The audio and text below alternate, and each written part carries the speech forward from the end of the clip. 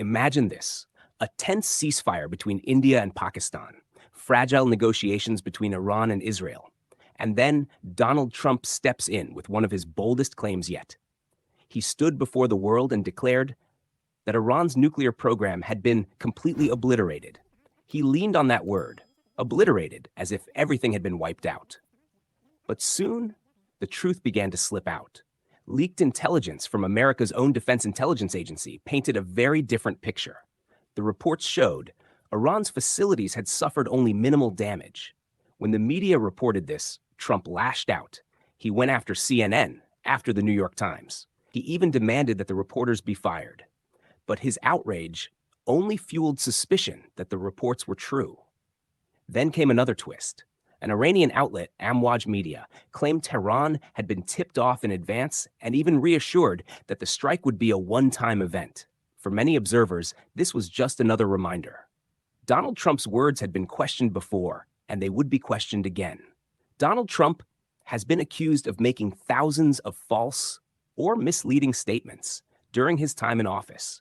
According to the Washington Post fact-checkers, in just his first term alone, he made more than 3,500 false claims. That's an average of about 21 every single day. At the same time, Canada's Toronto Star tracked over 5,200 misleading remarks between 2017 and 2019.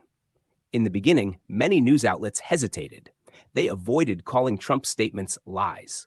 But by the summer of 2019, the media began openly labeling them for what they were: falsehoods. One of Trump's closest allies, Steve Bannon, who ran his 2016 campaign, once explained the strategy. He said Trump's real enemy wasn't the Democrats, it was the press. And the way to fight the press was simple: overwhelm them. Flood the zone with so many statements, so much confusion that people couldn't focus on any single issue. And then came 2020. After the U.S. presidential election, Trump and his supporters claimed again and again, without evidence, that the vote had been rigged. That if not for fraud, Trump would have been the true winner. This repeated claim reminded many observers of Adolf Hitler's propaganda strategy, what he called the big lie. The idea was simple: tell a lie so enormous that eventually people accept it as truth. Experts at the New Republic, a respected American magazine, argue that Trump's words aren't just lies. They're nonsense. Statements that often don't even make sense. Scholars and analysts agree, politicians have always lied. But Trump, they say, is different. Carol McGranahan, an American anthropologist writing in 2017, explained it this way: lying in politics isn't new, but Donald Trump has turned lying into an art form. Historian Douglas Brinkley added, yes, some presidents in the past have misled the nation. But never before had America seen a president who lied so frequently, so habitually, that it became routine. Some experts have even suggested that Trump may be the most dishonest president in U.S. history. And then there's Stephanie Grisham, Trump's former press secretary. When she later resigned, she revealed that Trump had instructed her to simply repeat things over and over, no matter what, because eventually, he believed, people would accept them as true. And she made this revelation publicly, in front of the press. This is called the Illusory Truth Effect. It's the same tactic Adolf Hitler once used: repeat a lie so often that it begins to sound like the truth. In 2018, the Washington Post even created a new category for this. They called it the bottomless Pinocchio. It was reserved for false claims repeated at least 20 times.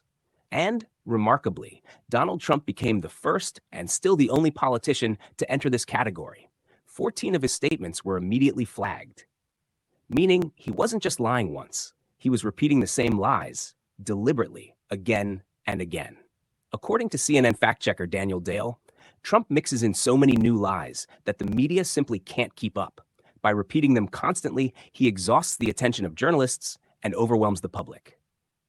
One of the earliest examples came in 2011. That's when Donald Trump first claimed that President Barack Obama wasn't actually born in the United States. For the next 5 years, Trump repeated this claim in interviews and at campaign rallies. He insisted Obama was born in Kenya, not America, that his birth certificate had never been released. The claim spread so widely that many Americans began to doubt Obama's birthplace. Finally, Obama was forced to release his official birth certificate. It clearly showed he was born in 1961 in Hawaii, but instead of admitting he had been wrong, Trump shifted the blame elsewhere. By 2016, he finally acknowledged that Obama was born in the US, but then claimed Hillary Clinton had started the rumor. The BBC later confirmed Clinton never made such a claim. Critics argue Trump doesn't just lie. He often engages in what philosopher Harry Frankfurt famously called bullshit. A liar, Frankfurt explained, knows the truth, but deliberately hides it. But someone dealing in bullshit doesn't even care whether what they're saying is true or false. Washington Post columnist Eduardo Porter has said this definition fits Trump perfectly. For example, when Trump became president, he blamed previous administrations for unemployment and inflation, without even checking the official numbers. And evidence shows Trump's exaggerations go back decades. In 1984, GQ magazine profiled him. Trump claimed he owned an entire block near Central Park South. In reality, he owned just 2 buildings, 1/6 of the block. That same year, Trump exaggerated his wealth to get on the Forbes list of richest Americans.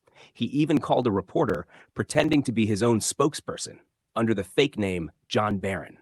Since then, Forbes has created a special rule just for Trump.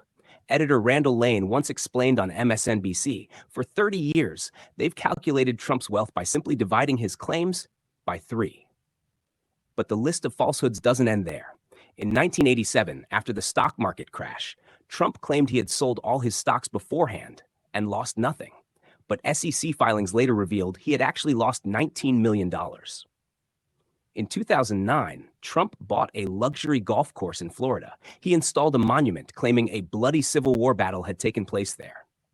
But historians quickly confirmed no such battle had ever occurred. Civil War expert Richard Gillespie called the story completely false. And yet, Trump dismissed the historians instead of admitting his mistake.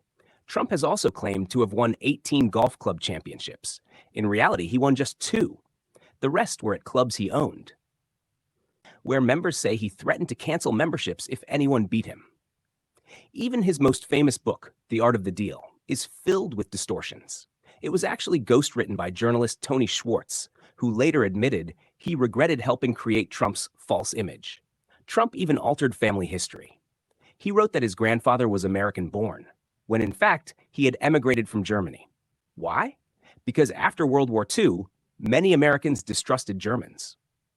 During his 2016 campaign, Trump went even further. He claimed his book, The America We Deserve, predicted 9/11, and that he had warned about Osama bin Laden before anyone knew his name. But no such passage exists, and bin Laden had already been on America's most wanted list years earlier. Within just 6 months of his campaign launch, factcheck.org gave him a new title, the King of Whoppers. They said never in 12 years had they seen a politician lie so much. Trump even pushed the bizarre theory that Senator Ted Cruz's father had been involved in JFK's assassination. No evidence, of course, but Trump repeated it again and again until it damaged Cruz's campaign. And when David Duke, the former KKK leader, endorsed Trump, reporters asked if he would reject it.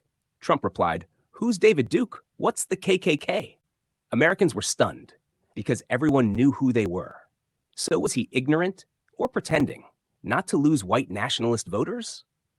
Trump's history only deepened suspicion. In 1970, the Justice Department sued him and his father for refusing to rent apartments to black tenants. In 1991, he admitted he didn't like hiring black accountants, and he often described Mexican immigrants as rapists and criminals. Trump's trail of lies and prejudice stretches so far, it's impossible to capture in one video. But perhaps nothing sums it up better than what happened in April 2022. At a rally in North Carolina, Trump looked into the cameras and told the cheering crowd, "I am the most honest human being God ever created." And the audience, they laughed.